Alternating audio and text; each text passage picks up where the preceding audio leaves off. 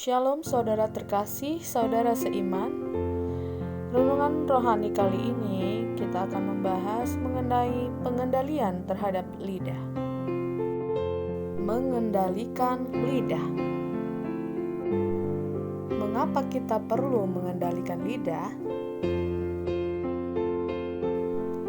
Perkataan dari lidah dapat menolong kita untuk mencapai tujuan yang baik atau justru membawa kita pada kehancuran yang mengerikan.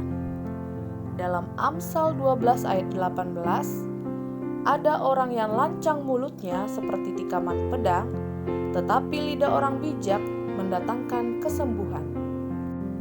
Amsal 15 ayat 4, lidah lembut adalah pohon kehidupan, tetapi lidah curang melukai hati. Lidah, walaupun suatu anggota kecil dari tubuh, namun dapat memegahkan perkara-perkara yang besar. Lihatlah, betapapun kecilnya api, ia dapat membakar hutan yang besar. Hal kecil namun memiliki pengaruh yang besar. Kedahsyatan dari seekor kuda yang kuat dapat ditundukkan dengan kekang yang kecil. Kita mengenakan kekang pada mulut kuda sehingga ia menuruti kehendak kita. Dengan jalan demikian, kita dapat juga mengendalikan seluruh tubuhnya. Sebuah kemudi kecil mengendalikan kapal besar di antara gelombang yang kuat. Dan lihat saja kapal-kapal, walaupun amat besar dan digerakkan oleh angin keras, namun dapat dikendalikan oleh kemudi yang sangat kecil dan menuruti kehendak jurumudi. Hal kecil lainnya seperti korek api yang kecil yang dapat membakar hutan yang sangat besar. Lalu, bagaimana caranya mengendalikan lidah? Pertama, lidah memiliki kuasa positif dan negatif. Untuk itu, kita harus bijaksanalah dalam berkata-kata. Perkataan yang menyenangkan adalah seperti sarang madu yang manis bagi hati dan obat bagi tulang-tulang. Dengan perkataan, kita dapat memilih untuk dapat memberkati atau menyakiti hati orang lain ataupun dapat menguatkan diri sendiri. Ketika kita tidak bijak dalam berkata-kata, disitulah kita membuka celah untuk iblis dalam menanamkan pengaruhnya di hidup kita. Pengaruh iblis semakin kuat ketika kita mulai tidak terkontrol dalam bergosip, mengeluh, berbohong, dan sebagainya.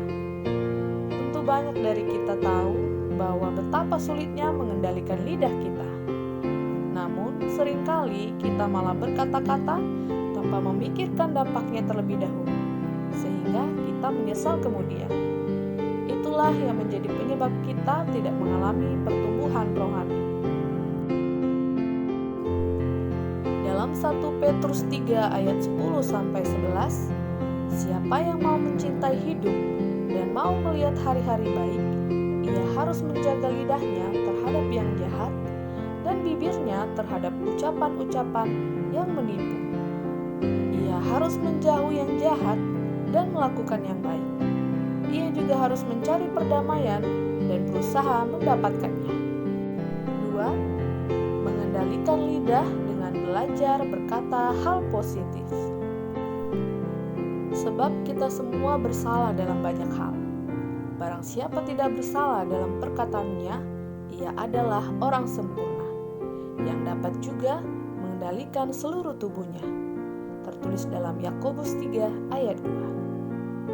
Orang yang baik mengeluarkan barang yang baik dari perbandarahan hatinya yang baik, dan orang jahat mengeluarkan barang yang jahat dari perbandarahannya yang jahat. Karena yang diucapkan mulutnya meluap dari hatinya. Tertulis dalam Lukas 6 ayat 45. Perkataan positif mana yang tidak melukai perasaan yang dapat keluar dari mulut kita? Pertama, mengaku dengan mulut kita bahwa Yesus adalah Tuhan. Kedua, meniru perkataan yang Yesus katakan. Ketiga, mengajar dan berbicara apa yang Allah perintahkan. Keempat, melakukan apa yang kita katakan. Kelima, bernyanyi dan memuji Allah. Enam, mengajar dan membimbing orang lain. Yang ketujuh, perkataan yang mengembirakan. Perkataan yang tajam dapat melukai dan menyakiti jiwa. Dalam kehidupan ini, setiap orang tentunya memiliki kesulitan-kesulitan yang mana digunakan untuk bergumul. Semua orang tentunya mengalami keluhan-keluhan dan kekecewaan. Daripada mengatakan hal yang gelap sehingga menimbulkan kemurungan, tidakkah lebih baik kita membawa sinar matahari ke dalam kehidupan orang-orang yang dengan siapa kita berbicara? Tidakkah kita akan menyampaikan perkataan yang akan menolong dan memberkati mereka? Perkataan tersebut sesungguhnya akan menjadi berkat bagi kita dan bagi mereka. 3. Mintalah penyertaan Roh Kudus. Kita tidak dapat menjinakkan lidah kita tanpa pertolongan Roh Kudus. Beberapa perkataan yang beracun dan perkataan yang menghancurkan seperti api yang luar biasa dapat membuat persahabatan, bahkan pernikahan dan reputasi kita hancur.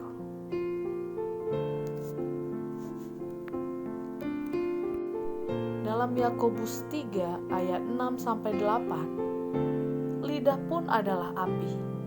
Ia merupakan suatu dunia kejahatan dan mengambil tempat di antara anggota-anggota tubuh kita sebagai sesuatu yang dapat menodai seluruh tubuh dan menyalakan roda kehidupan kita, sedang ia sendiri dinyalakan oleh api neraka. Semua jenis binatang liar, burung-burung, binatang-binatang menjalar, dan binatang-binatang laut dapat dijinakkan oleh sifat manusia. Tetapi tidak seorang pun yang berkuasa menjinakkan lidah. Ia adalah sesuatu yang buas, yang tak terkuasai, dan penuh racun yang mematikan.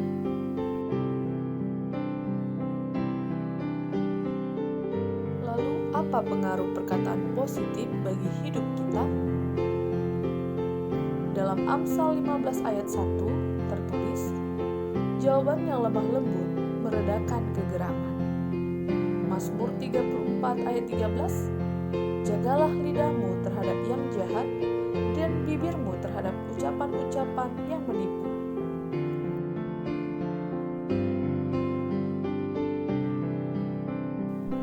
Seseorang bersukacita karena jawaban yang diberikannya, dan alangkah baiknya perkataan yang tepat pada waktunya. Amsal 15 ayat 23. Sebab kepada yang seorang roh memberikan karunia untuk berkata-kata dengan hikmat, dan kepada yang lain roh yang sama memberikan karunia berkata-kata dengan pengetahuan. Tertulis dalam 1 Korintus 12 ayat 8. Janganlah ada perkataan kotor keluar dari mulutmu, tetapi pakailah perkataan yang baik untuk membangun, di mana perlu, supaya mereka yang mendengarnya beroleh kasih karunia. Tertulis dalam Efesus 4 ayat 29. Lalu apa pengaruh perkataan negatif? Dalam Amsal 15 ayat 1 tertulis, tetapi perkataan yang pedas membangkitkan marah. Yang memejamkan lidahnya seperti pedang, yang membidikan kata yang pahit seperti panah, tertulis dalam Mazmur 64 ayat 4. Orang yang tidak berguna menggali lubang kejahatan, dan pada bibirnya seolah-olah ada api yang menghanguskan. Amsal 16 ayat 27. Jikalau seseorang memberi jawab sebelum mendengar, itulah kebohongan dan kecelaannya. Amsal 18 ayat 13. Tetapi aku berkata kepadamu, setiap kata sia-sia yang diucapkan orang harus dipertanggungjawabkan pada hari penghakiman. Matius 12 ayat 36. Dengan lidah kita memuji Tuhan, Bapa kita, dan dengan lidah kita mengutuk manusia yang diciptakan menurut rupa Allah. Dari mulut yang satu keluar berkat dan kutuk. Hal ini, saudara-saudaraku, tidak boleh demikian terjadi. Adakah sumber memancarkan air tawar dan air pahit dari mata air yang sama? Saudara-saudaraku, adakah pohon ara dapat menghasilkan buah zaitun? Dan adakah pohon anggur dapat menghasilkan buah ara? Demikian juga mata air asin tidak dapat mengeluarkan air tawar. Tertulis dalam Yakobus 3 ayat 9-12. Keadaan dari suatu mata air menentukan kualitas airnya. Keadaan dari suatu pohon menentukan buah yang dihasilkan. Namun kita menghasilkan suatu buah yang ambigu, yaitu berkat dan kutuk. Hai saudara-saudaraku, tidak boleh demikian terjadi. Orang-orang Kristen seharusnya hanyalah menghasilkan buah berkat saja. Namun, mengapa kadang kita mengeluarkan buah yang jahat keluar dari mulut kita? Dosa merusak hubungan kita dengan Tuhan. Hal itu menghasilkan perkataan yang buruk dalam diri kita. Perkataan dengan konsekuensi yang menghancurkan. Namun demikian, Allah mengampuni dosa kita. Dia bersedia untuk memulihkan kita sehingga kita membawa perkataan berkat bagi dunia.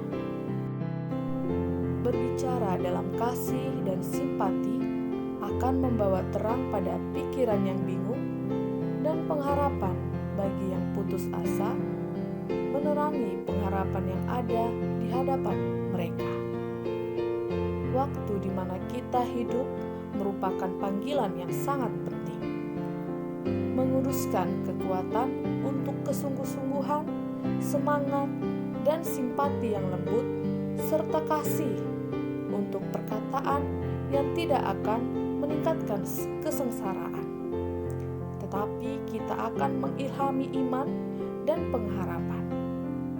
Kita sedang menuju ke rumah, mencari negeri yang lebih baik, bahkan sesuatu yang lebih menyenangkan. Daripada berbicara perkataan yang akan melukai perasaan bagi mereka yang mendengar, tidakkah kita membicarakan tentang kasih yang mana Allah telah mengasihi kita? Tidakkah kita harusnya mencoba untuk menerangi hati mereka yang di sekitar kita dengan perkataan simpati Kristus?